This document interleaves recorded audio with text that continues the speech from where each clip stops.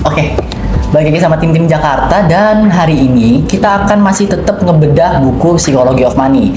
Dimana hari ini saya ditemani oleh dua orang yang berbeda dari sebelum-sebelumnya, yaitu boleh perkenalan dirinya? Saya Asep Surya dari Logistik. Oke, dan satu lagi? Saya Anggi Safitri dari admin penjualan. Oke, good. Hari ini kita bakal bedah buku Psychology of Money di bab yang keberapa, Mbak? Mas? Di Bab ke-19, yaitu Bab sama-sama. ke-19 bersama-sama sekarang. Oke, bentar.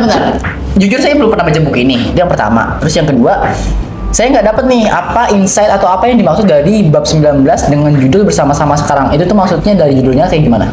Oke, kalau misalkan dari bab 19 ini, dia tuh kumpulan dari kesimpulan dari bab-bab sebelumnya gitu. Oh, Apa tuh oke. kesimpulan dari semuanya tuh dijadiin satu di sini di bab 19 ini. Jadi berarti ini adalah bab yang isinya konklusi-konklusi dari part-part sebelumnya. Iya. Yang dimana di bab ini mungkin bakal lebih padat dan bakal lebih panjang. Mungkin ini nanti bakalan it's gonna take 15 minutes, 15 sampai 17 menit. Oke, kalau dari Mbak Anggi, ada nggak insight lain atau insight baru ketika Mbak Anggi baca buku ini?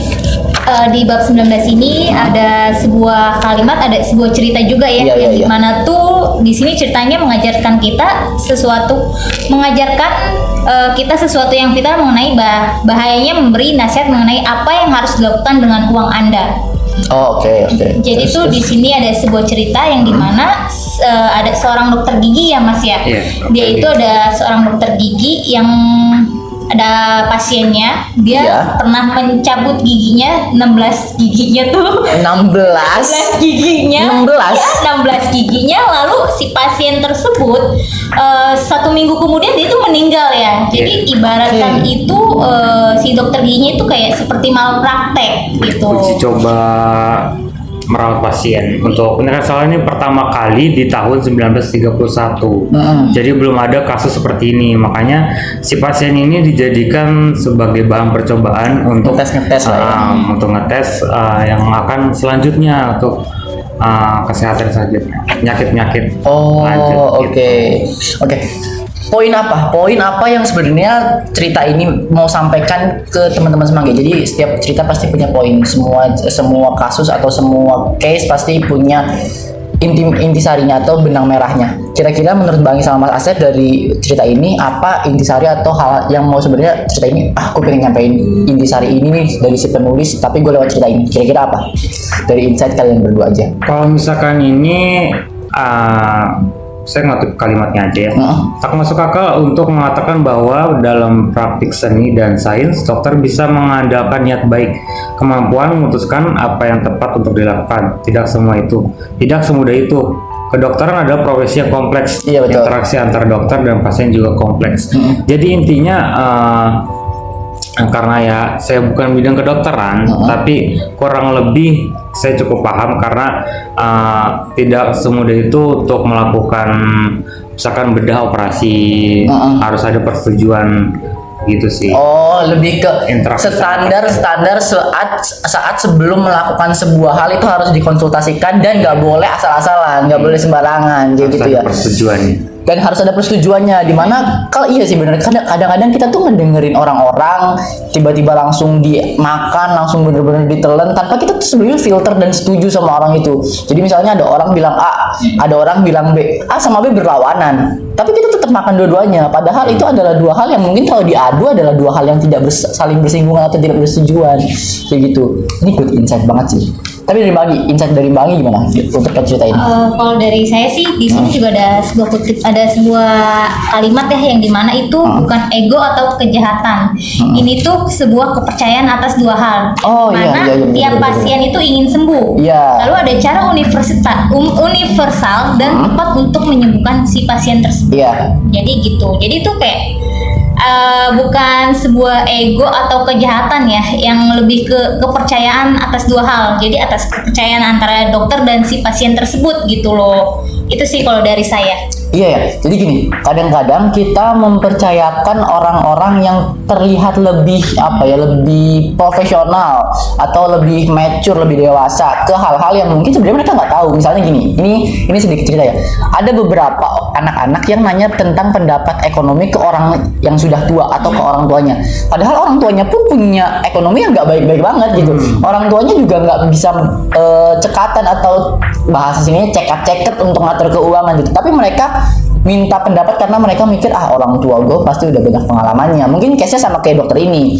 Si pasien pengen sembuh, si pasien nyari orang yang mungkin berpengalaman. Iya. Nah akhirnya dia datang ke dokter dan dokternya mungkin sebenarnya belum pernah punya case seperti ini. Sama kayak orang tua zaman sekarang. Orang tua zaman sekarang kan mungkin belum punya case-case yang kayak anak muda zaman sekarang punya kan. Iya. Terus ngasih pendapat, kita lakuin dan akhirnya pasiennya mati kalau mungkin di kita mengalami kegagalan yang terus-terusan. Iya. Kayak gitu.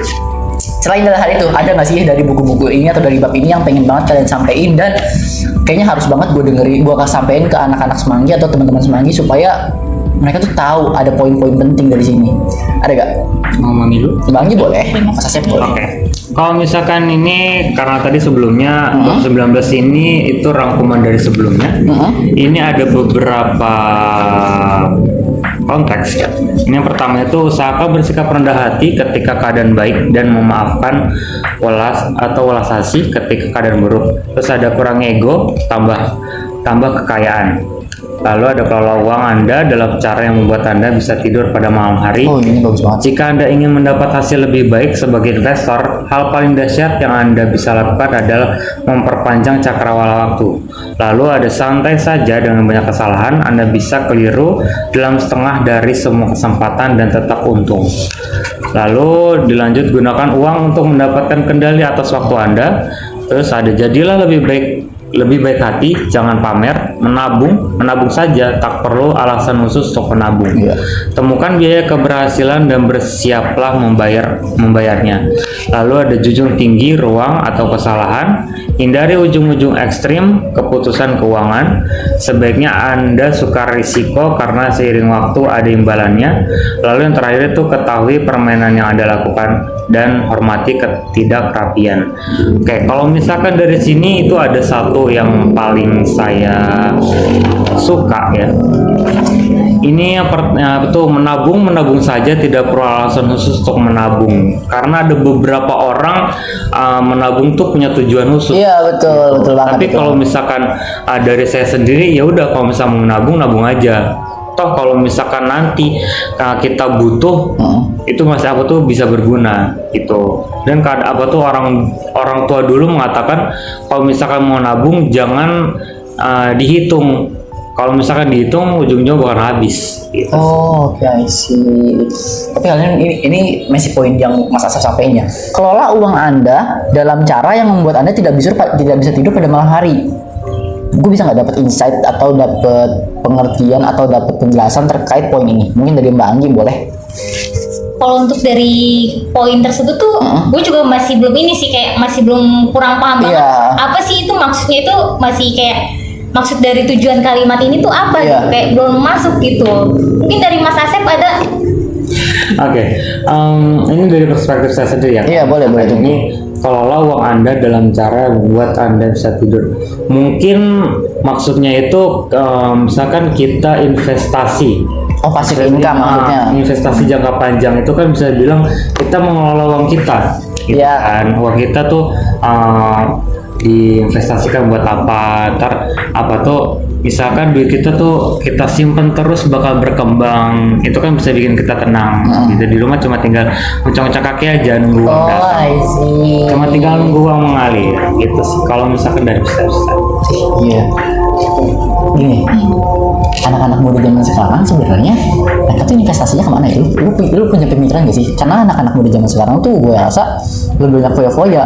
Temen-temen lu foya-foya gak? Iya bener banget sih. Foya-foya? Kayak foya-foya kayak. Gak juga? Karena kita beda. Beda Oh, gue mungkin ya. circle ya, gue circle. Gue circle ya. Soalnya teman-teman gue tuh foya-foya gitu, Mbak. Jadi gue yakin lu punya temen foya-foya. Setelah baca buku ini, lu ada pemikiran nggak? Kayaknya gue pengennya seperti ini deh, nggak pengen seperti teman gue. Ada nggak kayak gitu? Ada sih. Contoh case-nya kayak gimana? Contohnya kayak mungkin untuk kayak remaja-remaja zaman sekarang kayak dia udah bisa kerja, udah bisa menghasilkan duit. Betul. Ya udah kayak gue buat diri gue sendiri. Iya, gue mau beli ABC ya udah gitu, gampang. Gue mau beli baju, mau beli ini ya kan, gampang. Tapi dia nggak punya investasi, nggak punya bener, tabungan. bener. Nanti kan kalau misalnya dia ada suatu kebutuhan kayak misalnya dia ada problem kayak dia sakit atau apapun ya kan, kayak dari situ tuh kayak dia bingung sendiri sih sebenarnya kayak kalau mengikuti anak zaman sekarang gitu. Makanya kayak kita perlu yang namanya investasi. Betul. Jangka panjang untuk jangka tua nanti. Dan menurut lu buku ini sangat-sangat membantu lu untuk mengembangin pemikiran lu yang kayak tadi? Iya, sangat membantu. Tadi gini, lu bilang teman-teman lu jarang nge-WA.